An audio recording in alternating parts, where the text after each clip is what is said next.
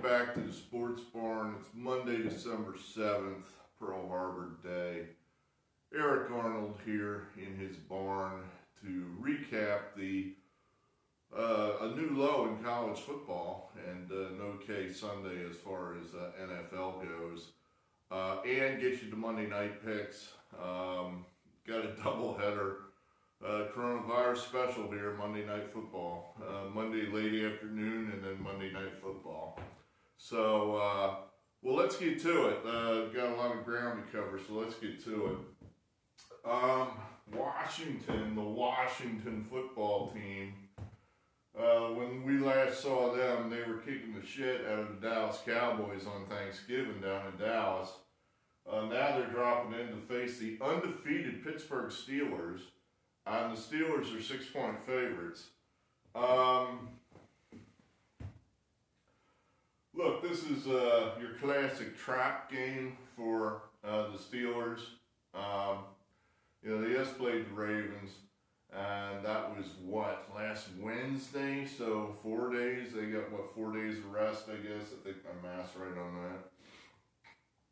If you don't consider today a day of rest, so that'd be 4 days of rest. Washington, they've been off for 10 days, so they're well rested. The Steelers are undefeated. They really don't, they have the North Division locked up. So they are the North champions. Also, they have a game and a half lead, if you will, over the Chiefs, in that if they lose this game, this is a non-conference game. So they would still have the tiebreaker over the Chiefs. They'd both be 11-1, but the Steelers would have the tiebreaker, and they'd still be the number one seed. So if they dump this game tonight, it's really not that, horrifying. And then we have Ben Roethlisberger. He's apparently going to play, but he's questionable with the knee. So does that mean he takes one decent hit from an incredibly good young defensive line from the R-word team? Then they pull him out and put in Mason Rudolph. Steelers just lost Bud Dupree for the season. I saw that happen. I said that to my brother right away. I said, well, he's out for the year. And he didn't even see it. The network didn't see it because, apparently Bud Dupree's so tough that tears his ACL and just walks off the field. But tough is one thing, but you can't play with a torn ACL, so no more Bud Dupree. So the Steelers got injuries. This isn't a game they absolutely need. So therefore, of course, we are going to be taking the Pittsburgh Steelers for 2 stars. What are you fucking kidding me? Seriously, we're going to only lay at 6 points to the shitty Washington football team? Are you kidding me? This is what they would call a public dog in Washington. What does that mean? That means someone like my brother says, oh, Washington's going to win that game. Washington's going to just walk in to Pittsburgh and beat the undefeated Pittsburgh Steelers on Monday afternoon football? No way. No way. No way. I'm laying 6 points. That's not even a touchdown. I think this is a trap, all right. The trap is that Washington's not nearly as good as the Pittsburgh Steelers. And, banged up Ben Roethlisberger or no banged up Ben Roethlisberger. You got one team here is a premium football team, always has been, at least in our memory, in our lifetimes. And I'm older than probably some of you, going back into, the early 70s. And then one of these teams has been bad, just flat bad for the last 20 years. I'll take the premium football team. I'll lay the 6 points, which is not that much. The Steelers get it done here. No 2 stars on that game. So what do we got here? Bills, 49ers. I struggled with this one. This is a tough one. These are pretty even teams. I think the 49ers perhaps are, they played a nice game against the Rams. Actually, they played 2 nice games against the Rams. And maybe they're settling into their best version of themselves without, all these stars that they lost, if you want to call Garoppolo a star, but like Bosa and those type of players. So pretty even. But I think we got to go down with the Bills here. I think we got to play the Bills. I fired my marker in exasperation with people taking the Washington football team. We're taking the Bills here. We're only going to put a star on it because I don't like the Bills playing the Steelers next week. I think the Bills might just be kind of peeking ahead and saying, especially if the Steelers beat the Redskins and now they're 12-0, that's going to happen. This game goes first. So you see the Steelers beating Washington, then, if I'm on that Bills team, I know I'm playing the undefeated Pittsburgh Steelers next week at my place. I might just be thinking about that a little bit while I'm supposed to be covering a receiver or something. But that aside, the Bills have played on this field already. This game ain't in San Francisco. This is at Phoenix due to San Francisco COVID nonsense. So the game is at Phoenix, where the Bills have already played a game this year. The 49ers have not played down there yet. They still have to play the Cardinals down there yet. So the Bills are relatively familiar with the surface. At a minimum, they know where the bathrooms are. So the Bills didn't play badly the first time they were down there. They got beat on that miracle Hail Mary to Hopkins. So DeAndre Hopkins. There's enough there. I think the Bills are simply a little better. I'll take the quarterback coach combo of McDermott / Josh Allen over Shanahan / is it Nick Bones? When you get old, you struggle with first names. I'll take that combo. I think the Bills are just a little better, and I'm catching a point and a half. So, I might, who knows, sometimes that comes into play. Bills are to play there. I'll just lay 1 star on it because, like I said, I'm a little worried the Bills are going to come out and look over the fence to the undefeated Steelers. All right, we got 2 college basketball games for you. We'll leave those to the end. Luckily, I think only 13 people saw our college football picks, so God help me. I hope some of those 13 people were smart enough to fade me because I don't know if I ever had a Saturday like that. Just loss after loss after loss. I think our Saturday record was 7 wins and 22 losses. I mean, you can't do that kind of work if you're trying to do that kind of work. I don't know. I don't know. It's been a perfect storm of shit this year. An upside down college football season. Things happening behind the scenes that you got no knowledge of. The whole position group's not playing and you don't know about it. It's just a mess. That's my excuse. I mean, what am I going to say? I have to have an excuse, right? I'm not that bad, am I? Well, maybe I am. Oh, I didn't even update the numbers. The numbers are much shittier than this. I didn't update the numbers because I'm in a rush to get this video done. So the numbers have not yet been updated for Sundays. Or Saturday was a debacle. Sunday wasn't too bad. Anyway, so what do we got here? We were right about that. I was feeling okay. It's like Friday night, the big Sunbelt game. We got it right. I'm feeling pretty good. We're going to move into Saturday. Finally, we're going to have a good Saturday. Nothing went right. Nothing. Michigan State is terrible. That is an awful team. Frankly, that's the first time I watched more than a play or two of Michigan State.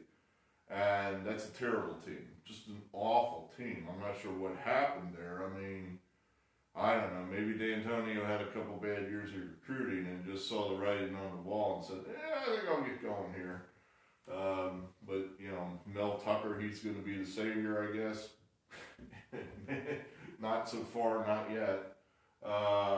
Ohio State, easily the winner. I would have said that, Ohio State, with all the injuries and COVIDs they had, they were, playing a half a backup team, and they still killed Michigan State. So I don't know. Probably means half of that means Michigan State's awful. Half of it probably means Ohio State's really deep and really elite.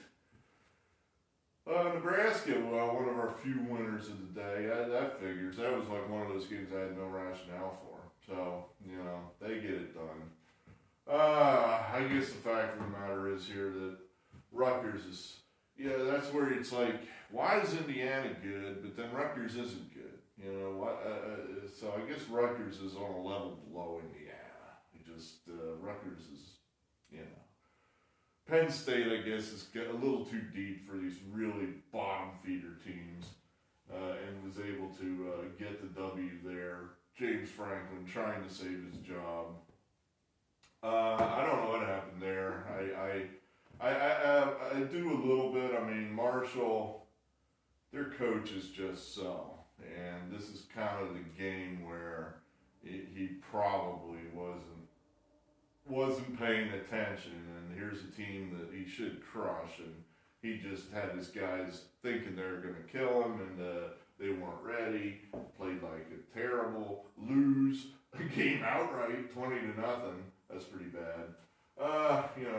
Kansas, they paid me back for playing on them, and then said, oh, okay, now we'll show you when we actually play. They lost, of course, but covered the spread, beating us. I had no rationale for that. It was a loser. Loser there, big loser. I guess I said Akron was the team that was dead. In reality, Bowling Green is the team that's dead, apparently. Texas A&M, they were a winner. A&M's been like one of the only reliable teams we've had this year. That's a team we seemingly can count on week to week.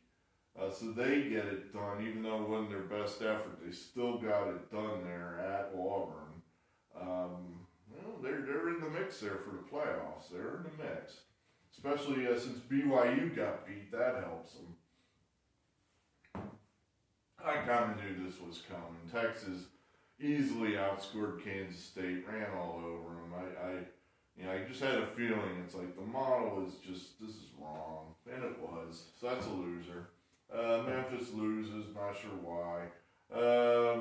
Missouri, Arkansas, that was a 2-point game, unfortunately. We were laying 2.5, another loss. Got that one right. That would just seem like, you get those big numbers. When you're up in the 50s, you generally just take the 50 and don't even worry about who you're with. Because the big favorite, they don't have the motivation to put that huge score up there. They just don't, it just doesn't do anything for them. They don't get any credit with any kind of committees or anything like that if you beat 118 80-0. In fact, in some circles, you just look like an asshole. So, that was a winner. Notre Dame, they can't get it done.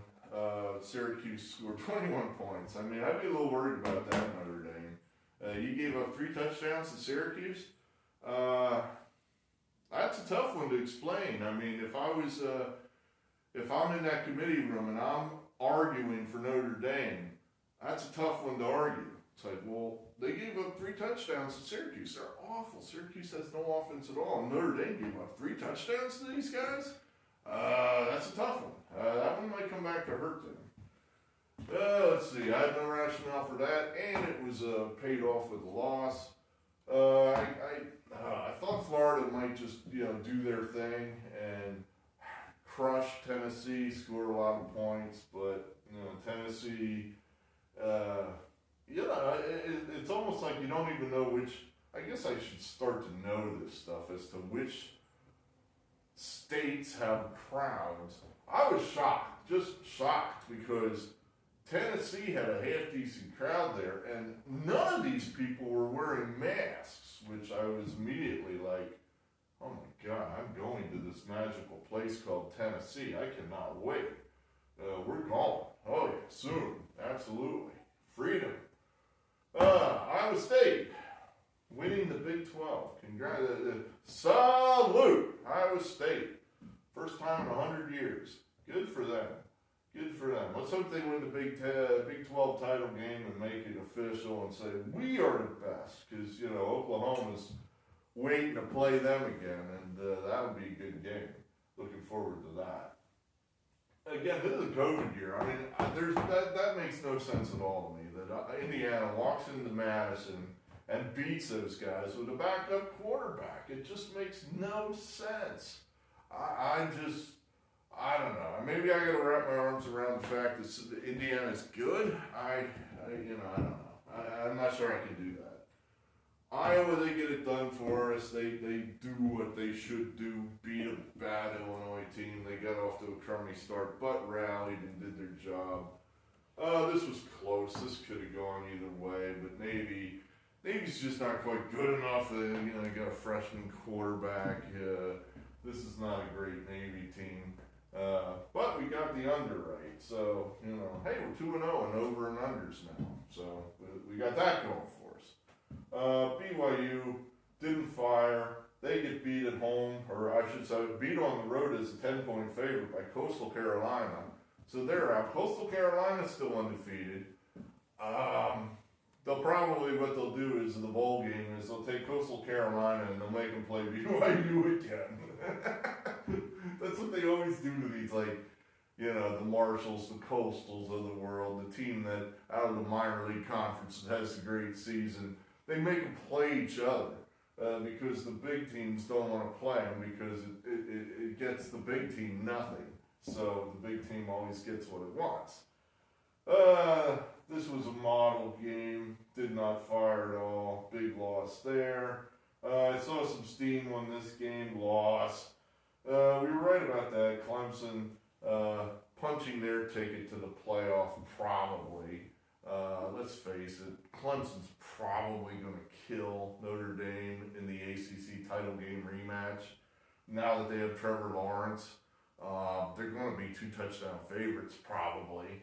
They're very likely going to win that game. So I may change my mind on that after a little more. I'm just making this up as I go along. Considering my record this year, I don't know anything I'm saying is true. So we'll see. Oklahoma, as I thought that game might be close, and it was. So that's a loss. This was a trap.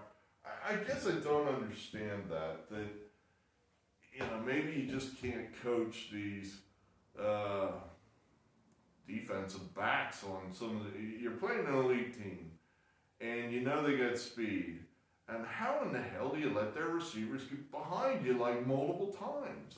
That part I just what, did you guys not play some kind of zone or, soft zone or play deep or just, before you blink, it's 35-0. And they just keep going over to the top of you. Just keep going over to the top of you. I don't know. I guess LSU just doesn't have a lot of talent down there. I thought they had more talent than that they would play Alabama tougher. Guess not. Duke, they not even close against Miami. That's an L. The steam here was correct for once. UCLA does beat Herm Edwards. Fresno had no idea there, no rationale. L. Wyoming completely does not fire at New Mexico. Another L. And then we draw a line here. This game actually happened yesterday on Sunday, and that was a winner. So Saturday was a complete disaster, and just bad handicapping, just bad. I'm out of time. I just don't have time to do all this. That's the problem. I just don't have the time. So we're doing the best we can. We're trying to get out here a little bit early, get it done today. So let's do Sunday. We were 4-2 Sunday. Yes, we did make NFL picks. Yes, they were provided to you. Winner with the Lions. Loser with the Titans. I guess I'm going to maybe have to readjust my position a little bit. Here we had two teams I like the Titans, I hate the Browns, so they're playing each other. And maybe I need to just adjust my numbers a little bit on both of them. In other words, the Browns are probably better than I give them credit for. Maybe the Titans aren't as good as I give them credit for. The Saints, they're a winner.